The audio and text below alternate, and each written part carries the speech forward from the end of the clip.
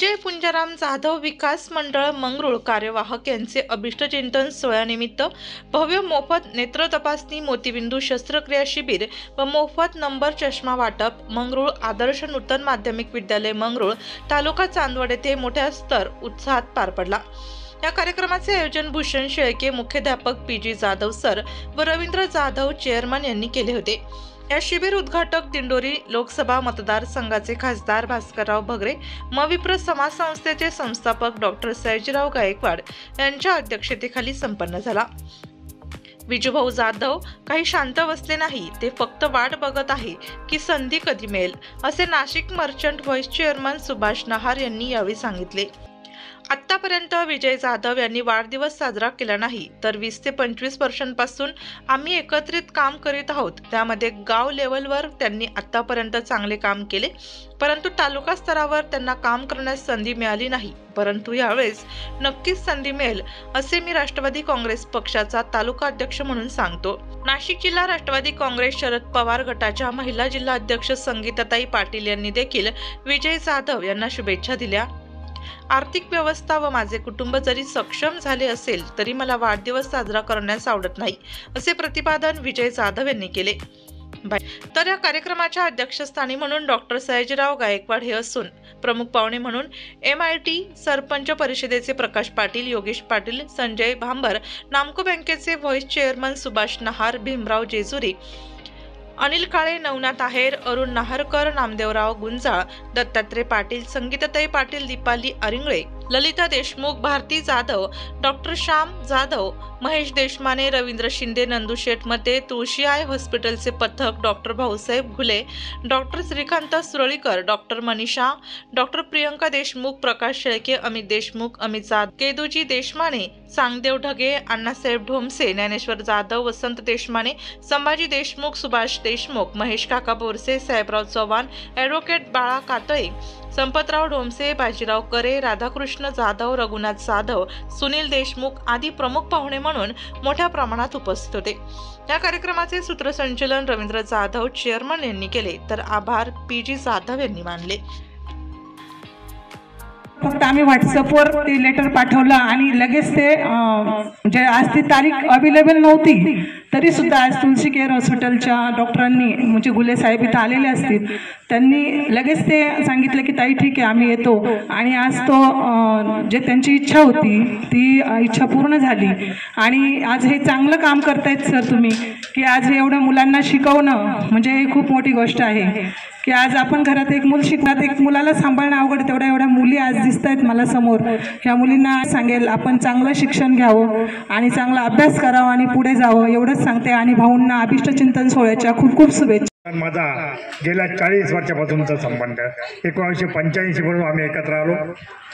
नाशिक जिल्ह्यामध्ये युवक काँग्रेसचं काम करीत असताना माननीय स्वर्गवासी खासदार मुरलीधरजी माने, जयरामजी कांडोळ साहेब आणि जयप्रकाश छाजेड यांच्या नेतृत्वाखाली आम्ही काम केलं।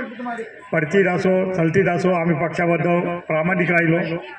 आणि आज विजूभाऊला ही जो वाढदिवसाची गर्दी दिसते ते त्यांच्या कामाचं कौतुक आहे। माझे मित्र जेजूर साहेबांनी सांगितलं विजूभाऊ ते आता बाहेर पडा, पण मला माहिती आहे ते जरी दुकानात बसले तर सर्वांचं काम ते त्यांच्या परीने करीत असतात। अनेक वेळा त्यांना बँकेच्या कामकाजासाठी मला त्यांचे फोन येत असतात, म्हणजे ते असे शांत बसलेले असं काही नाही आहे, तर ते वाट पाहू नये संधी कधी येते। आणि ही संधी हे चालू पंचायत समिती जिल्हा परिषदेला त्यांना नक्कीच येवो अशी मी परमेश्वरचरणी प्रार्थना करतो। आणि या ठिकाणी त्यांच्या मागे त्यांच्या सोपत्नी त्या खंबीर उभ्या आहे, त्याच्यामुळे त्यांना वाटचालीला कोणतीही अडचण येणार नाही। मी कारण आतापर्यंत विजूभाऊंनी कधी वाढदिवस साजरा केला नाही, परंतु अचानक काल परवा मला भूषणचा फोन आला की बाबा तुम्हाला 26 तारखेला या ठिकाणी यायचं आहे, तुम्ही कार्यक्रमाचे अध्यक्ष आहे आणि ते आपण शिबिर घेत आहोत।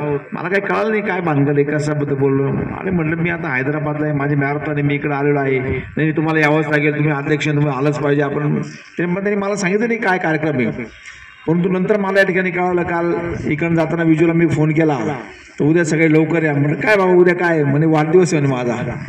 म्हटलं अचानक कसं काय ना वाढदिवस सुचला, म्हटलं आता मध्ये वाढदिवस कधी साजरे केले नाही, पण मला थोडा काही त्याच्यात असं शंका या ठिकाणी येते का आता येत्या 1-2 महिन्यामध्ये जिल्हा परिषद पंचायत समिती निवडणुका उभारलेल्या आहेत आणि माझ्या माहितीप्रमाणे मंगरूळचं सरपंचामध्ये जनरलसाठी राखीव झालेला आहे. त्यामुळे याच्यावरती काहीतरी आपला डाव दिसतो असं मला या ठिकाणी जाणवतं. पण काही हरकत नाही, केलंच पाहिजे. कारण जवळजवळ आम्ही 33 वर्ष आम्ही बरोबर या ठिकाणी एका पक्षात काम करतो. पूर्वी काँग्रेस पक्षात काम करत होतो, पण अलीकडच्या जवळजवळ 26 वर्षापासून आम्ही राष्ट्रवादी काँग्रेस पक्ष आणि अलीकडच्या 1-1.5 वर्षापासून राष्ट्रवादी काँग्रेस पक्ष शरदचंद्र पवार या पक्षात काम करतो. अत्यंत प्रामाणिकपणे काम करणारा कार्यकर्ता. गाव लेवलला त्यांना संधी मिळाली, ग्रामपंचायत सरपंच होण्याचा मान मिळाला, सोसायटीमध्ये चेअरमन होण्याचा मान मिळाला, परंतु आतापर्यंत तालुका लेवलला त्यांना कुठे संधी या ठिकाणी मिळाली नाही. परंतु या वाढदिवसाच्या दिवशी त्यांना या ठिकाणी मी शुभेच्छा देतो की इथून पुढे जे काही संधी या ठिकाणी निर्माण होईल त्या ठिकाणी त्यांना तालुका लेवलवर काम करण्याला नक्कीच सन्मान मिळेल असं मी या ठिकाणी प्रामुख्याने सांगतो. आर्थिक दृष्ट्या जरी सक्षम माझं कुटुंब असलं, परंतु वाढदिवस करणं, झगमगाट करणं हे मला काही विशेषतः आवडत नाही. लोकांमध्ये राहणं, लोकांची कामं करणं, प्रामाणिकपणानं आपल्याला जेवढं होईल तेवढं लोकांना सहकार्य करणं हीच भूमिका मागच्या काळामध्ये मी ठेवलेली आहे. तुमच्या सगळ्यांच्या आशीर्वादानं आज वयाची 60 या ठिकाणी मी पूर्ण केलेली आहे.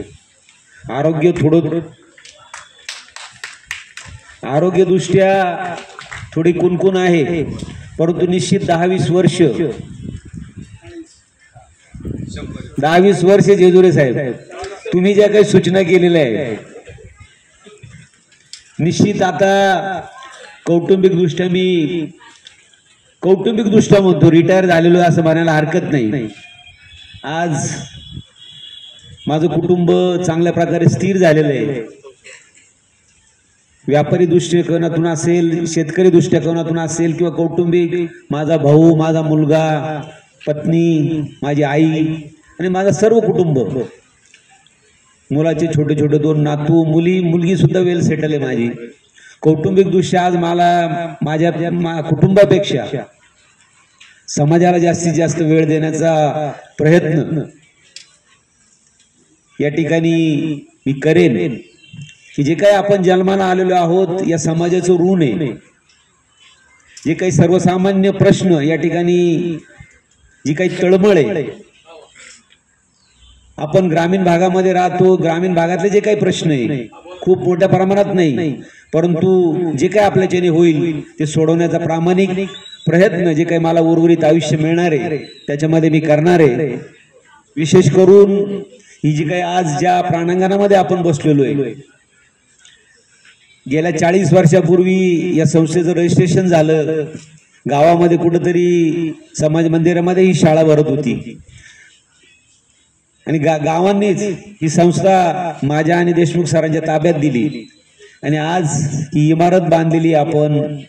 सुसज्ज असं कंपाऊंड आहे आणि एक मुळात खंत आहे की मोठ्या प्रमाणात मुली आपल्या शाळेमध्ये शिकतात. मुलींना शिक्षण मिळावं त्या दृष्टीनं बगरे सरांनी या ठिकाणी प्रश्न उपस्थित केला की 10वी नंतर 11वी 12वी या ठिकाणी चालू करायचा मनोदय आमचा या ठिकाणी या संस्थेचा आहे.